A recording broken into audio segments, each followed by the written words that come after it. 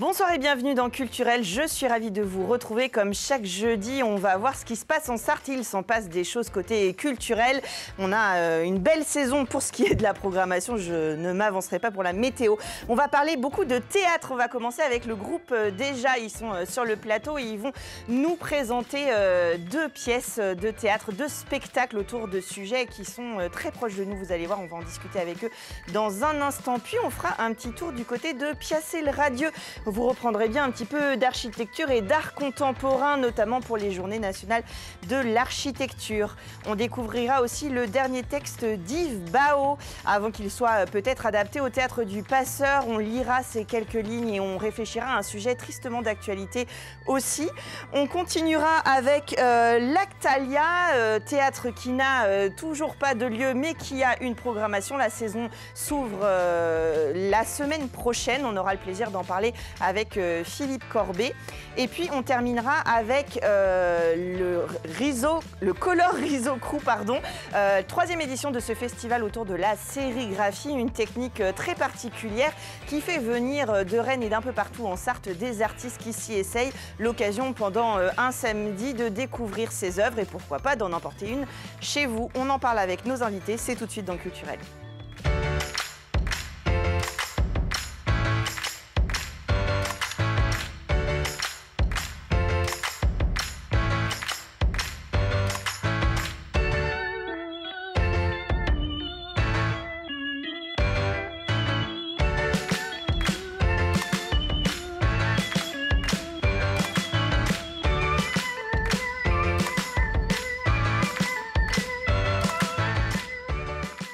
Et pour le groupe Déjà, j'ai le plaisir de recevoir Sébastien Lazenec. Bonsoir. Bonsoir.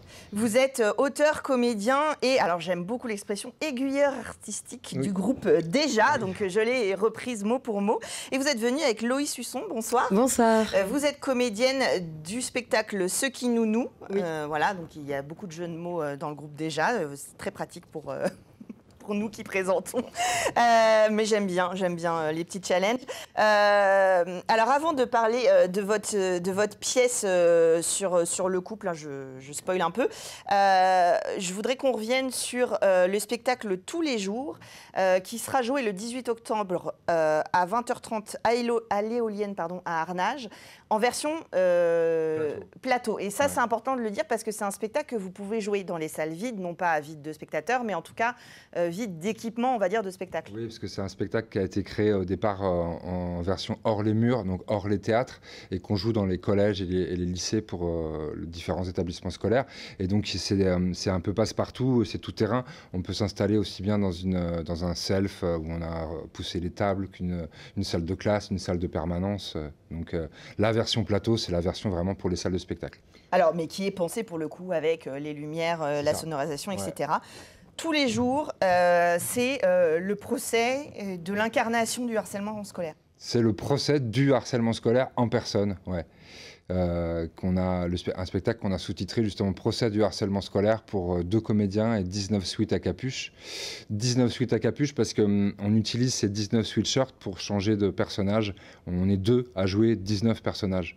Donc on joue les victimes, on joue des témoins, des experts, l'avocat de la défense, le procureur de la République, l'avocat des parties civiles, le président du tribunal, etc. Alors, ce qui est intéressant, c'est évidemment tristement d'actualité, vu que c'est un sujet qui est de plus en plus, au moins on en parle, qui est de plus en plus mis sur le devant de la scène, on en parle dans les écoles, on en parle avec les enfants. Vous êtes inspiré justement de témoignages d'enfants, mais aussi de parents, d'enfants harcelés, de corps enseignants? Oui, de toute façon, pour toutes nos créations, on part du principe qu'on ne maîtrise pas forcément les sujets, celui-là encore moins, donc on s'est beaucoup documenté et on a rencontré beaucoup de gens, donc des gens qui travaillent dans les établissements scolaires, des élèves, des gens qui sont harcelés, qui ont été harcelés, des psys, des infirmiers principaux, des profs, etc. C'était une période qui était assez difficile parce que c'est assez dur quand même à encaisser toutes ces histoires et sur quoi ça débouche, le malheur. Mais c'était indispensable pour nous d'avoir de la matière pour après avancer et puis être vraiment dans le sujet, quoi. Alors c'est vrai que moi j'avais entendu parler de ce spectacle. Là c'est l'occasion le 18 octobre pour tout le monde de venir découvrir ce spectacle à Arnage. D'ailleurs, la billetterie sur Superformat pour les infos techniques. Là, on est vraiment, quand vous n'êtes pas en plateau, vous invitez même les personnages à être figurants dans le spectacle, enfin les spectateurs, pardon. Alors, c'est exactement la même chose en hors les murs que sur la version plateau. Et vous faites venir des gens sur le plateau. Ouais, mais puis c'est pas de la figuration, c'est juste un spectacle qui est assez immersif. Donc, c'est des places de spectateurs qui sont un peu plus en vue, mais à peine. C'est-à-dire qu'on veut qu'il y ait vraiment tout autour de nous des spectateurs. Les jurés, voilà. tout le monde qu'il peut y avoir dans un tribunal. Mais on ne fait participer personne. Enfin, on ne demande pas aux gens de prendre la parole ni de faire quelque chose. C'est des places passives, mais c'est un peu plus immersif de cette façon-là. Alors c'est une tonalité qui vous appartient parce qu'il y a des points communs évidemment avec les créations du groupe déjà. Moi je trouve très marrant par exemple sur votre site internet on a des avis de jeunes, peut-être collégiens je pense, oui. Qui ont vu le spectacle, qui ont aimé ou pas d'ailleurs le spectacle. On voit qu'il y a cet enrichissement mutuel aussi, et surtout sur un sujet comme ça, entre ce que vous avez reçu, comment vous le transmettez et puis comment c'est perçu aussi par les spectateurs. Ouais, en version hors les murs, les élèves, même les équipes pédagogiques sont assez heureux d'avoir rencontré ce spectacle-là. Ce qui leur plaît, en fait, c'est qu'on les prend pas pour des imbéciles dans notre écriture. On n'a pas voulu un manichéen avec le mal et le bien, quoi. Ouais. Et puis, on n'est pas là pour leur dire, les enfants, c'est pas bien de harceler, quoi. On prend ça avec plus de recul et en mettant sur le tapis que c'est un problème de société, un problème global. Et que bien souvent la faute n'est pas au harceleur ou à la harceleuse, mais peut-être à tout le monde, aux spectateurs. En gros, c'est ce qu'on dit dans le spectacle, sans spectateur, pas de spectacle. Donc tous les spectateurs du harcèlement, s'ils décidaient d'agir, ça réduirait, je pense, drastiquement le nombre de personnes harcelées. Oui, bien sûr, ça réglerait pas, mais en tout cas, ça réduirait certainement le problème. C'est le cas pour pas mal de choses, même en grandissant malheureusement, dont on est témoin et parfois on ne réagit pas. En tout cas, une des réactions possibles, c'est peut-être de se sensibiliser à la cause. Et donc en Sarthe, c'est le 18 octobre à Arnage. Ça, c'est donc le spectacle pour 2 comédiens et 19 sous ta capuche, dont un bleu. Ouais. Une autre création, alors j'allais dire plus légère, mais je suis pas sûre en fait. Mais en tout cas, ce qui nous nouvelle, moi j'ai écrit 3 fois nous, donc je pense que je me suis fait un nœud au cerveau sans mauvais jeu de mots. Ce qui nous création qui va être faite, jouée à l'Espal les 21 et 22 novembre. Ouais, c'est ça. Avec vous, Loïs Husson, alors c'est pas vos débuts avec le groupe déjà, et Sébastien, vous avez déjà fait plusieurs collaborations. Oui, c'est vrai. Déjà, on s'est rencontrés à l'Institut national du musical où j'étais élève et lui intervenant en théâtre. Suite à ça, c'était, je pense, la sociologie approximative en petit train de nuit. Ouais, pour la nuit des chercheurs. Ouais, voilà, pour la nuit des chercheurs, il m'a invité à participer avec une performance de danse. Et ensuite, on a collaboré aussi, parce que moi, j'ai monté ma compagnie, et c'est notre regard extérieur, metteur en scène.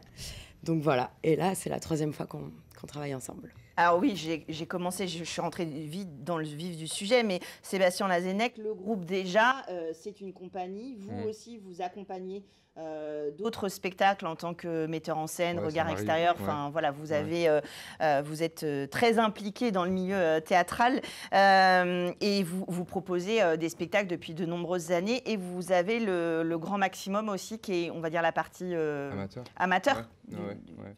Donc plein de gens, j'imagine, suivez sur les réseaux sociaux, allez voir ce qu'ils font. Je reviens à Ce qui nous noue. Alors qu'est-ce que c'est que cette... Est-ce que c'est une comédie ? Une mise à nu cinglante et joyeuse. Moi, du coup, j'hésite. Je sais pas trop. En tout cas, c'est un couple sur le divan du théâtre. Alors, pas qu'un couple. Il y en a plusieurs. Et comédie, ouais, ça grince quand même. Ce n'est pas que drôle. Après, les comédies, ça sert à ça aussi. Pourquoi vous avez eu envie d'écrire autour de ce sujet-là? Le dernier spectacle, c'était sur la fratrie, Cowboy et Indien. Cowboy ou Indien, ouais. Parce que simplement, ça fait un bout de temps qu'on questionne nos liens, notre vivre ensemble. Donc avec Camille, on parlait de nos liens d'amitié. Donc Cowboy ou Indien, c'est sur nos liens familiaux, nos liens de fratrie. Et on s'est dit, nos liens de couple, ça peut être intéressant pour dégager des choses qui soient d'un côté drôle et d'un côté touchante. Voilà. Et puis c'est un sujet universel, donc ça nous intéressait de le questionner aussi. Alors, on questionne le couple, mais pas forcément la notion je disais en rigolant, thérapie théâtrale, mais pas que la notion de relation de couple, mais vraiment le lien qui unit un homme et une femme dans la vie à deux, en fait. Oui, je pense que c'est plutôt ça. Pas qu'un homme ou une femme. Oui, d'ailleurs. Ouais. Oui, je tombe bien. Mais en tout cas, deux personnes. Deux personnes, comment on vit avec quelqu'un d'autre, quoi, qu'on aime, qu'on est supposé aimer, en tout cas. Moi, j'aime beaucoup dans votre dossier de présentation, vous parlez de compagnon. C'est vrai que dans le compagnon, il y a l'idée de la personne qui est avec vous et qui vous accompagne dans la vie. Et là, on sort du stéréotype, justement, homme-femme ou même amoureux, pour dire que voilà, c'est quelque chose d'être amoureux, d'être en couple, c'en est une autre. Oui, vivre avec quelqu'un et puis juste être amoureux sans vivre avec quelqu'un, c'est pas la même chose, c'est pas la même histoire. Nous, vraiment, ça parle de vivre sous le même toit avec quelqu'un. Qu'est-ce que ça engendre de partager sa vie, quelles concessions ça amène, quel nœud ça amène, quel lien ça amène. D'où le titre aussi, ce qui nous noue, quoi. Oui, puis sur une des photos de préparation, vous êtes quand même en gants de boxe, donc voilà, ça annonce un peu la couleur. Oui, c'est pas que Disney, quoi. Justement, vous qui faites aussi du musical, de la danse, etc., comment on articule ce côté, on va dire, un peu plus superficiel, en tout cas plus joyeux et festif, et puis des personnages, j'imagine, un peu plus poignants ou... Oui, ça, c'est vraiment un véritable parcours pendant le spectacle. On passe vraiment d'une émotion à une autre. Et je crois que c'est aussi ce que vous recherchez dans l'écriture, que le public... mais pour nous, déjà, au plateau, c'est la même chose. Ça fait vraiment les montagnes russes des émotions. D'un coup, il y a du léger, d'un coup, il y a du très, très dur et puissant, triste... L'idée, c'est de partager de toute façon ces émotions-là. On ne peut pas non plus être tout le temps en tension. Enfin, on peut, mais bon, ce n'est pas forcément le but recherché quand on va voir un spectacle. Pourquoi il faut venir découvrir cette nouvelle création les 21 et 22 novembre à l'Espal? La question. Pour passer un moment, 1h30 déjà agréable au théâtre, c'est toujours agréable d'aller voir du spectacle vivant.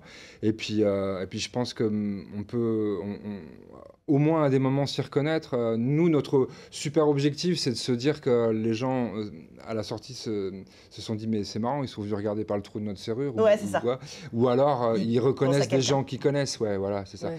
On essaie d'être dans quelque chose de l'ordre de l'hyper-réalisme en amenant en faisant gonfler quand même les états pour les pousser à leur paroxysme. Oui, bien sûr. Voilà. Non, mais c'est vrai qu'après, c'est souvent, et c'est le cas aussi d'ailleurs pour le spectacle tous les jours, c'est ce que je dis sur le plateau, c'est des moments où finalement, c'est pas un miroir, mais bon, voilà, c'est fait un pas de côté pour réfléchir à des sujets qui nous touchent tous plus ou moins.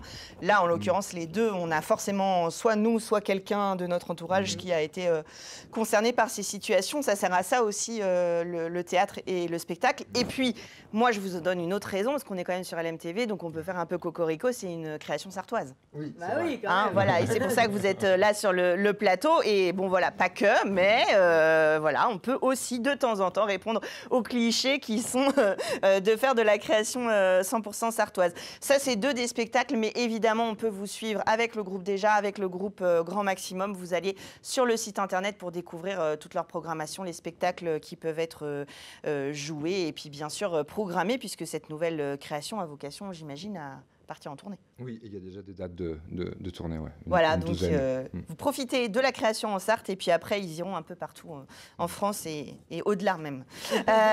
Merci à tous les deux d'être venus nous parler de ces spectacles. Le groupe déjà, donc, qui reviendront maintenant qu'ils connaissent la route de l'émission culturelle pour nous parler de leur prochain spectacle. Et puis nous, on va faire un petit tour du côté de Pièces et le Radio et des pages de Yves Bao tout de suite dans Culturel.